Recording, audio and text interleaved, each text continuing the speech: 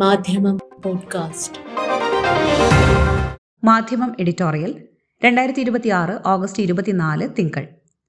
സുതാര്യതയില്ലാത്ത, ആവശ്യത്തിനുതകാത്ത, ഔദ്യോഗിക പിൻബലമുണ്ടെങ്കിലും ഔദ്യോഗിക ബാധ്യസ്ഥതയില്ലാത്ത ഒരു ഭീമൻ ഫണ്ട് നിലനിർത്തുന്നതിന് ന്യായീകരണമൊന്നുമില്ലെന്ന് പറയുകയാണ് ഇന്നത്തെ എഡിറ്റോറിയൽ. ഇല്ല, ഈ PM കെയർ ചെയ്തിട്ടില്ല. അടിയന്തര സാഹചര്യങ്ങളിൽ സഹായം നൽകാൻ വേണ്ടി തുടങ്ങിയ PM കെയേഴ്സ് ഫണ്ടിന്റെ വരവ് ചെലവ് കണക്കുകൾ 2 വർഷത്തെ വിടവിന് ശേഷം വെബ്സൈറ്റിൽ വന്നതോടെ സംശയങ്ങൾ വർദ്ധിച്ചിരിക്കുകയാണ്. 2024-25 സാമ്പത്തിക വർഷത്തിലേതായി പുറത്തുവന്ന ഒടുവിലത്തെ കണക്കിൽ വെളിപ്പെടുത്തിയതിലേറെ ഒളിപ്പിച്ചിട്ടുണ്ട്. 2025 മാർച്ച് 31 അവസാനിച്ച വർഷത്തിൽ ഫണ്ടിൽ 8,452 കോടി രൂപ ബാക്കിയുള്ളതായി കാണിക്കുന്നു. ചെലവാക്കിയതാകട്ടെ വെറും 87.85 ലക്ഷം രൂപയും. കൈവശമുള്ള കൂറ്റൻ തുകയിൽ വൻ ഭാഗവും സ്ഥിരം നിക്ഷേപമായി മാറ്റിവെച്ചിരിക്കുന്നു. ചെലവാക്കിയ 88 ലക്ഷം രൂപയെപ്പറ്റി വിശദാംശങ്ങൾ ലഭ്യമല്ല. കോവിഡ് കാലത്തെ ദുരിതം കണക്കിലെടുത്താണ് 2020 ഈ ഫണ്ട് സ്ഥാപിതമാകുന്നത്. മഹാമാരിയിൽ മാത്രമല്ല, അടിയന്തര സഹായം ആവശ്യമായ മറ്റ് ദുരന്ത സാഹചര്യങ്ങളിലും ഈ ഫണ്ടിൽ നിന്ന് സഹായം നൽകുമെന്നായിരുന്നു വാഗ്ദാനം. പക്ഷേ ദുരിതങ്ങളിൽ ധാരാളമായി ഉണ്ടായിട്ടും ഫണ്ട് കെട്ടിപ്പൂട്ടി വെച്ചിരിക്കുകയാണ്. കൈവശമുള്ള ഫണ്ടിന്റെ 10,000-ലൊരംശം മാത്രം ചെലവിട്ട് 93% തുകയും സ്ഥിരം നിക്ഷേപമാക്കി സൂക്ഷിച്ചിരിക്കുന്നത് ദുരിതബാധിതർ കുറഞ്ഞതുകൊണ്ടല്ലോ. കോവിഡ് കാരണം അനാഥരായ സ്കൂൾ വിദ്യാർത്ഥികൾക്ക് പ്രതിവർഷം 20,000 രൂപ വീതം നൽകിയതായി 2025 ഡിസംബറിൽ സർക്കാർ ലോക്സഭയെ അറിയിച്ചിരുന്നു. ഗുണഭോക്താക്കളുടെ എണ്ണമായി സർക്കാർ പട്ടികയിലുള്ളത് 3,383 പേരാണ്. എങ്കിൽ 6.76 കോടി ചെലവ് വരേണ്ടതാണ്. ചെലവിട്ട 88 ലക്ഷം വെച്ച് 20,000 രൂപയുടെ സ്ഥാനത്ത് 2,596 രൂപ വീതമേ ഓരോ കുട്ടിക്കും കിട്ടിയിരിക്കാനിടയുള്ളൂ.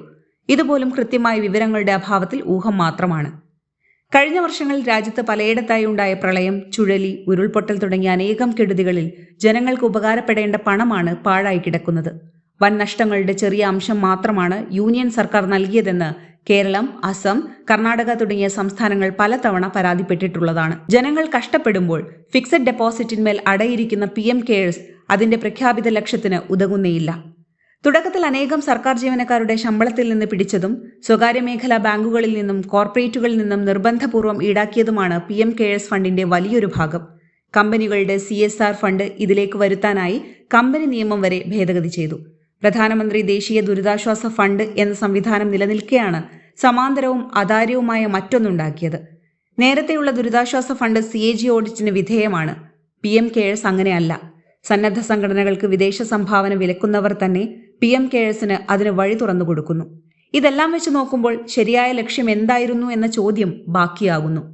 സുതാര്യതയില്ലായ്മ തുടക്കം മുതലേ ഇതിൽ ഉടനീളമുണ്ട്. കൺട്രോളർ, ഓഡിറ്റർ ജനറലിന്റെ പരിശോധനയിൽ ഈ ഫണ്ട് വരുന്നില്ല. വിവരാവകാശ ചോദ്യങ്ങളിൽ നിന്ന് അതിനെ മുക്തമാക്കിയിട്ടുണ്ട്.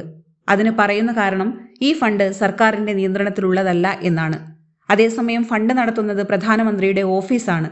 പ്രധാനമന്ത്രിക്ക് കീഴിലെ ഉദ്യോഗസ്ഥരാണ്. ഫണ്ട് ശേഖരണത്തിന് സർക്കാർ സംവിധാനങ്ങൾ ഉപയോഗിക്കുകയും അതിന്റെ വിനിമയത്തിൽ രഹസ്യാത്മകത നിലനിർത്തുകയും ചെയ്യുന്ന വിചിത്ര രീതിയാണിത്.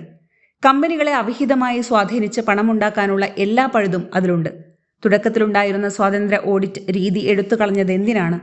ഇപ്പോൾ പുറത്തുവിട്ടത് വരവ് ചെലവ് കണക്ക് മാത്രമാണ്. അതിൽ പോലും അനുബന്ധമായി ചേർക്കേണ്ട ധനകാര്യ സ്റ്റേറ്റ്മെന്റുകൾ പരസ്യപ്പെടുത്തിയിട്ടില്ല. അടിമുടി സുതാര്യതയില്ലാത്ത, ആവശ്യത്തിനുതകാത്ത, ഔദ്യോഗിക പിൻബലമുണ്ടെങ്കിലും ഔദ്യോഗിക ബാധ്യസ്ഥതയില്ലാത്ത ഒരു ഭീമൻ ഫണ്ട് നിലനിർത്തുന്നതിന് ന്യായീകരണം ഒന്നുമില്ല.